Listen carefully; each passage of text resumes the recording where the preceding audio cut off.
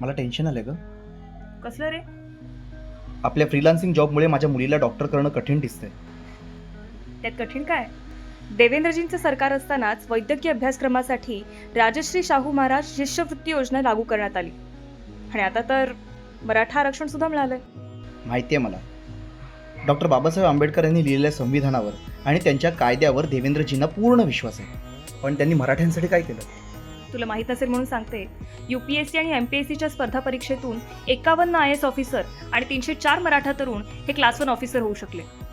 गरीब घरातील मराठा तरुणांना परदेशात जाऊन शिक्षण घेता आलं आणि देवेंद्रजींच्या मुख्यमंत्री पदाच्या काळात म्हणजेच 2018 ते 2020 या तब्बल 2 वर्षातच 23,000 मराठा तरुण या योजनेचा लाभ घेऊ शकले.